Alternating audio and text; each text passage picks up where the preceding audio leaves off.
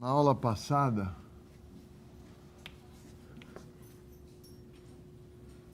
nós estudamos o dinheiro, a moeda, como um ativo financeiro qualquer, um ativo financeiro o mais líquido, com juros iguais a zero, no artigo do Tobin, que juntamente com outros artigos, está tentando apresentar uma teoria da moeda de acordo com os princípios gerais da teoria econômica, ou seja, os princípios de maximização de utilidade e maximização de lucro. Ele afirma que o dinheiro só pode ser estudado se houver risco e custos de transação. Num mundo sem risco, sem incerteza, mais especificamente, e sem custos de transação, não faz sentido usar moeda. Se nós soubéssemos, conhecêssemos a nossa vida futura, cada agente econômico conhecesse a vida futura com todos os seus detalhes, ele não precisaria guardar dinheiro. Ele planejaria quanto que ele vai consumir de cada produto existente na economia de hoje até o fim da vida. Ele saberia quanto ele vai ganhar de renda de hoje até o fim da vida. Planeja isso tudo e não precisa de dinheiro. Ele sabe quantos táxis ele vai tomar, quanto ônibus ele vai tomar, quantos cafezinhos ele vai tomar, quando ele vai ficar doente. Então, para que dinheiro, né? Então, é com a introdução do risco e da incerteza e com os custos de transação é que nós poderíamos estudar a moeda dentro como uma parte integrante da teoria econômica geral. No artigo que eu apresentei na aula passada, ele considera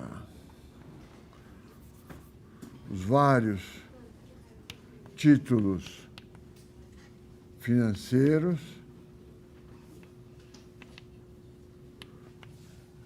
que podem ser substitutos ou complementares, mais substitutos ou mais complementares. Afirma que no Keynes, na curva de demanda de investimento, aquela taxa de juros que aparece é uma taxa de juros média. Os ativos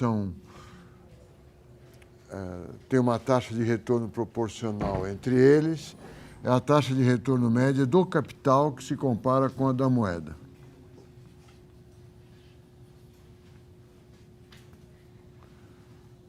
Ele não tem nada contra essa afirmação, mas ele diz que esse é um caso especial, poderia haver outros casos. E acaba o artigo dizendo que o teste final de como a política monetária afeta o nível de atividade depende do quê? Preço do capital sobre custo de produção do capital.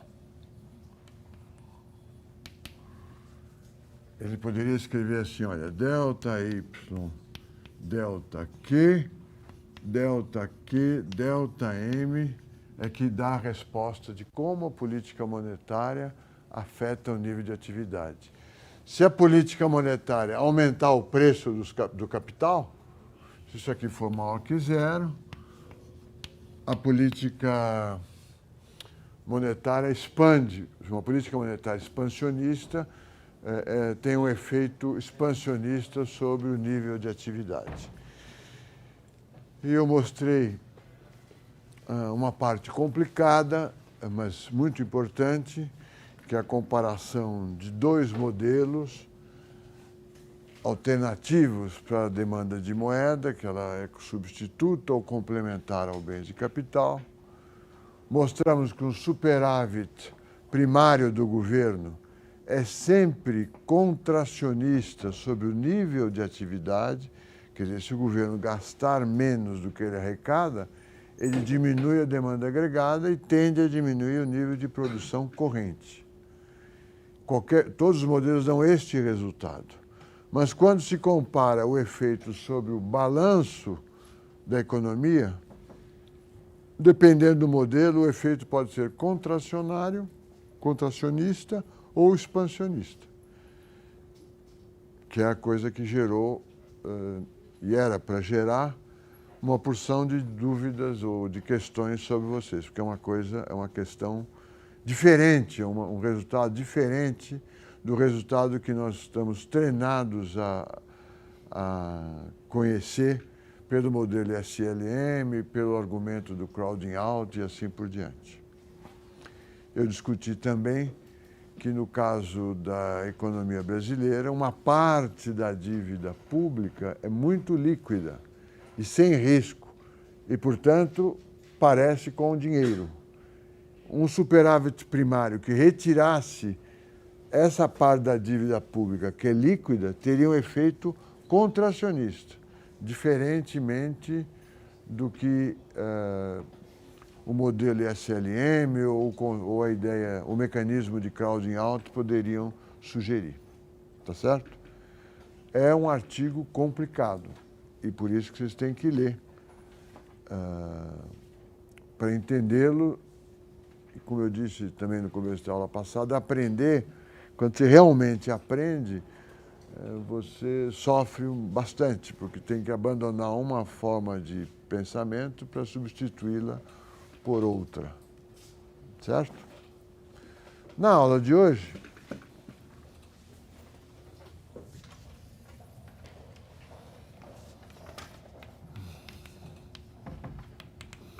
nós vamos discutir por que os resultados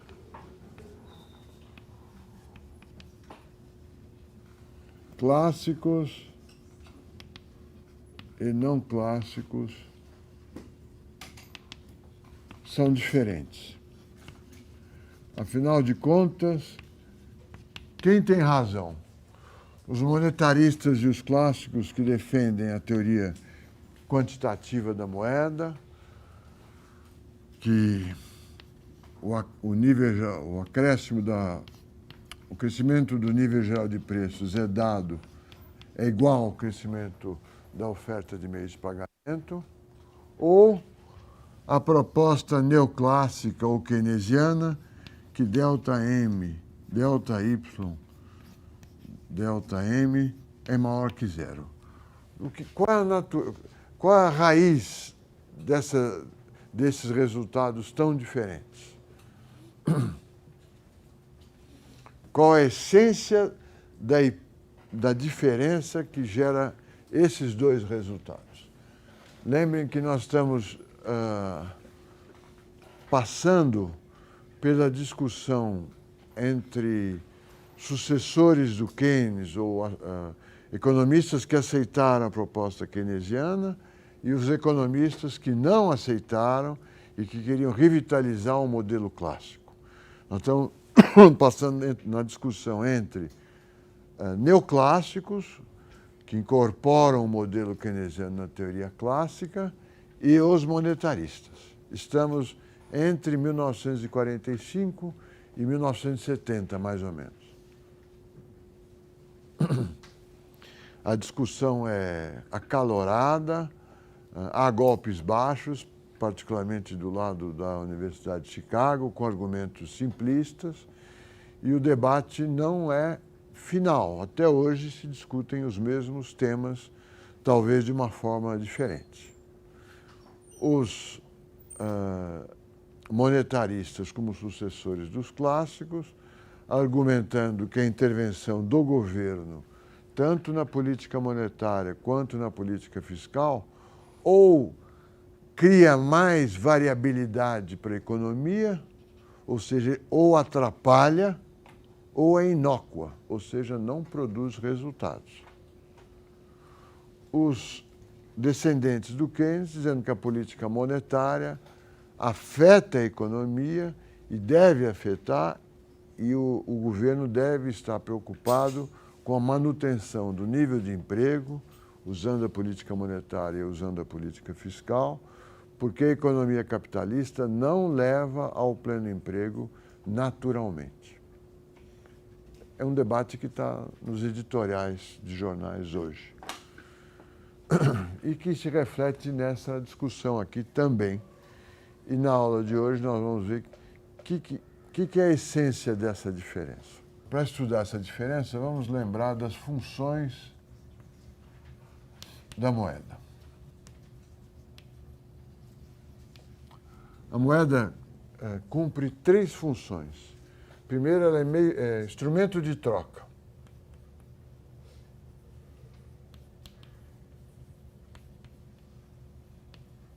Ou meio de pagamento, se vocês quiserem. Ela é utilizada para facilitar as trocas, em todos os sentidos. Segundo, ela é unidade de conta.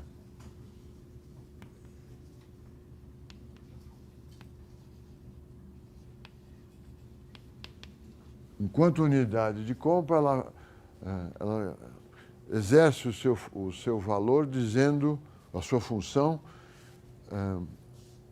indicando quanto custa cada uma dos bens e serviços da economia e expressa esse preço em moeda nacional. Então, o salário mínimo é R$545, uma passagem de ônibus é R$2,50, um automóvel custa R$30 mil, o dólar no Brasil custa R$1,80, e assim por diante. Todos os preços são expressos em moeda nacional ou em alguma outra moeda. E ela é reserva de valor. Se eu guardo R$100 mil, se eu tenho R$100 mil, eu posso comprar qualquer coisa, ou muitas coisas, até o valor de R$100 mil. Se eu deixo de consumir a renda corrente que eu ganho todos os meses, eu posso aplicar essa renda corrente não consumida em ações, em títulos públicos, na compra de um automóvel, na compra de um apartamento, ou guardar dinheiro para fazer para fazer um gasto ou uma aplicação na data em que eu quiser, comprando o que eu quiser. Ela é, portanto, reserva de valor também. A moeda dos clássicos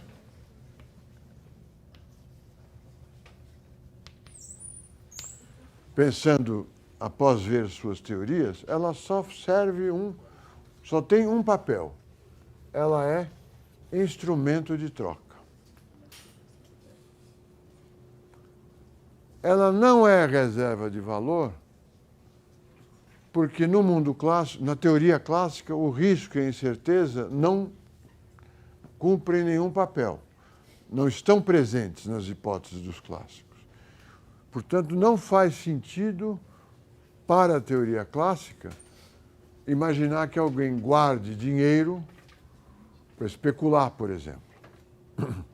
Se houver um excesso de uma renda que pode ser não consumida, que pode não ser consumida, ela será aplicada imediatamente em algum ativo real, compra-se uma máquina de cortar cabelo, ou num banco que a empresta essa moeda, essa renda que você não consumiu, para alguém comprar uma máquina de cortar cabelo, uma cortadora de grama, um alicate, o que for, um bem de capital.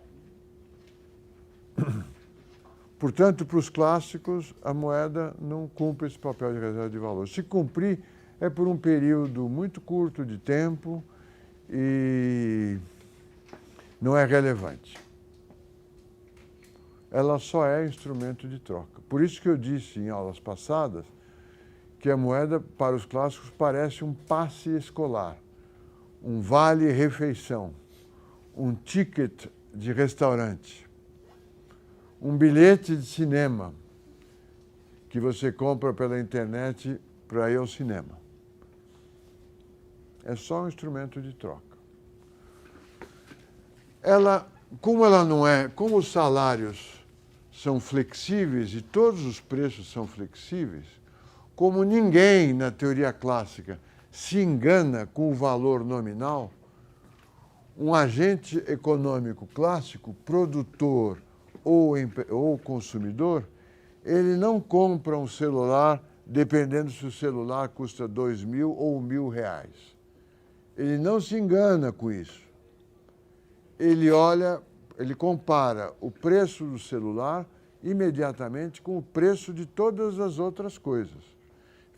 Suponha que o celular custe 2.000 reais, então um celular é o meu salário mensal. Um celular é equivalente a 1.000 passagens de ônibus. Um celular vale 2.000 pães de queijo. Ele olha só para os preços relativos. Só para os preços relativos. Ele não olha para os preços nominais. O que quer dizer olha? Ele não se engana. Se o celular passar a custar 4.000 reais e o cafezinho passar a custar 4 reais, ele imediatamente aprendeu essas duas novas informações e para ele o celular custa 2.000 cafezinhos, sempre. O trabalhador que ganha R$ 545 reais por mês, o salário mínimo, se o empresário lhe oferecer o dobro, R$ 1.090 reais, ele só vai achar aquela oferta de salário nominal maior comparando com os preços das outras coisas. Se as outras coisas dobraram de preço, ele imediatamente sabe que a situação é idêntica à situação anterior. Ele é um observador atento do nível geral de preços. Ele é um agente que aparece nas aulas de economia e na teoria, é um agente que olha para preços relativos. Ele é microeconômico.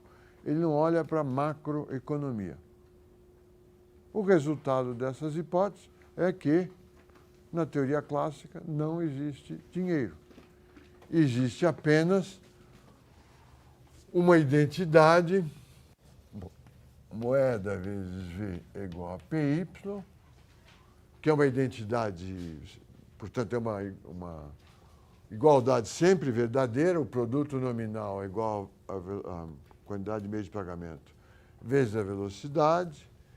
Eu suponho que essa velocidade é constante, não há razão para que a demanda de passes escolares ou utilização de passes escolares varie no tempo.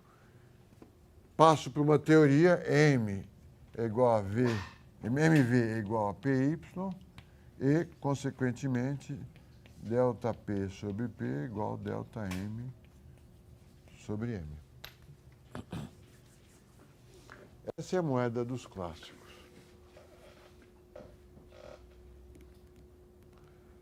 No resgate da teoria quantitativa da moeda, o Friedman faz a hipótese, afirma o seguinte: para que a teoria quantitativa da moeda exista, é preciso que todas as outras taxas de retorno, as taxas de retorno de todos os outros ativos, financeiros ou reais, que concorrem com a propriedade de moeda, todas essas taxas reais sejam constantes e insensíveis à quantidade de moeda existente. O que quer dizer isso?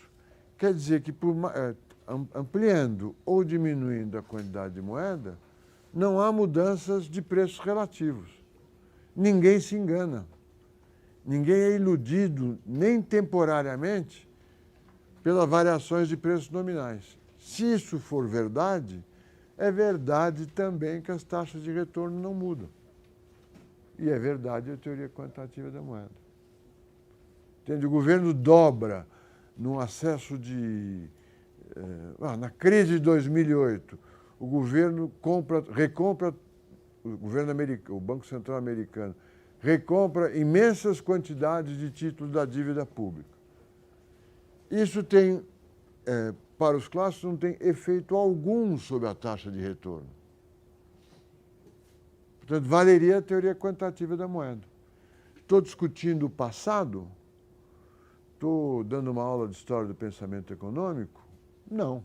Vocês leiam no jornal que há economistas preocupados que o quantitative ease quantitative ease é o relaxamento monetário que o Banco Central americano praticou, vai gerar inflação no futuro. Então, a discussão está viva. Ainda que eu esteja apresentando a discussão dos anos 70, ela está viva.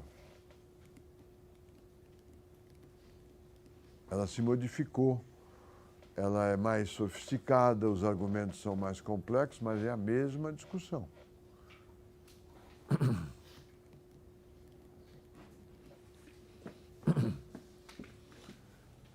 Ela não cumpre o papel de unidade de conta, por isso que ela não muda as taxas de retorno. Ela não é reserva de valor, por isso que ela não é sensível à taxa de juros nominal. Ou real, perdão, nominal ela é sensível. Ela é um enxerto na teoria econômica, do ponto de vista dos clássicos. Enxerto eu já usei essa expressão, é uma peça de roupa que você coloca numa mala abarrotada e aperta a mala para poder fechá-la. Ela não tem lugar na teoria econômica dos clássicos.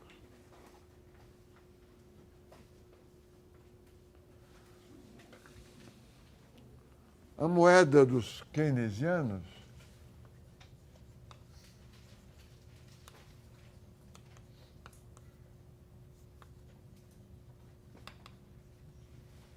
ela é instrumento de troca. Como o salário nominal pode ser rígido, ou seja, o trabalhador assina um contrato, você vai trabalhar aqui durante um ano, o salário é R$545. O empregador não fala o salário é 545 cestas básicas, nem 545 sacos de feijão, nem 545 unidades de passes escolares. Ele fala o seu salário é R$545. E está fixo por um ano ou por 6 meses. Então, o salário nominal pode ser rígido, ou por razões contratuais, ou por razões que no livro texto aparece, que é a ilusão monetária. O trabalhador confunde o valor nominal com o valor real. Porque é difícil obter o valor real.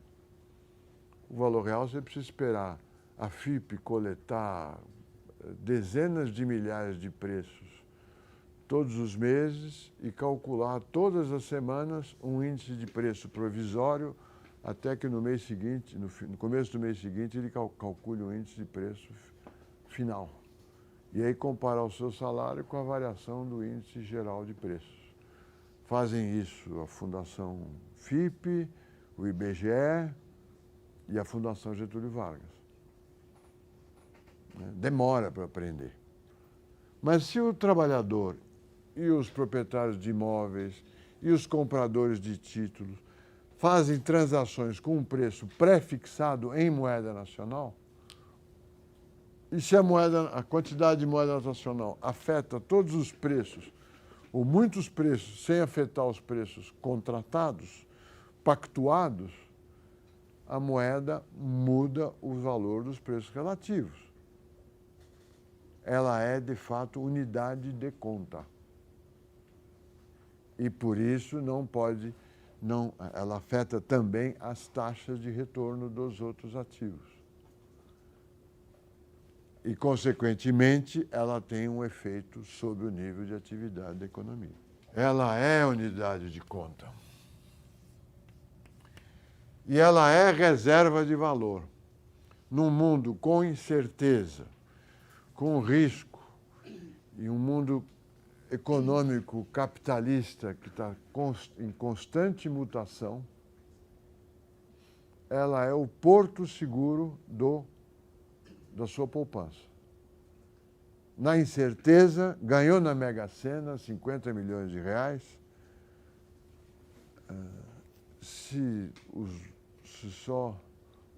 Como é que é? Você não vai sair por aí comprando uma fazenda de boi. Você não sabe o preço do boi. Existe o sem terra, existe doenças, a aftose, existe a mão de obra que você precisa contratar, existe uma porção de riscos. Se você for um investidor sábio, você vai aguardar algum tempo para decidir onde você vai investir os 50 milhões de reais. E não há nenhum comportamento, não há nenhum aspecto irracional nesse comportamento, porque você está perdendo a taxa de juros do período de espera. Pode ser que você esteja perdendo, mas se você comprar um título público a 9% ao ano, e amanhã, fixos, e amanhã o Banco Central aumentar para 10%, você perdeu o capital, você aplicou num título com a taxa de juros que já não é mais a que vigorará no ano que vem. Não há nada de irracional. Se você não aplicou os 50 milhões da Mega Sena em ações, não tem nada de irracional se você espera que o preço das ações vai cair. Se você aplicar agora, você ganha os dividendos, mas no ano seguinte você perde a desvalorização das ações. Então, a moeda, para os keynesianos, é também uma reserva de valor e está ligada aos juros reais. Ela afeta a taxa de retorno real. Então, é uma moeda que tem muita importância.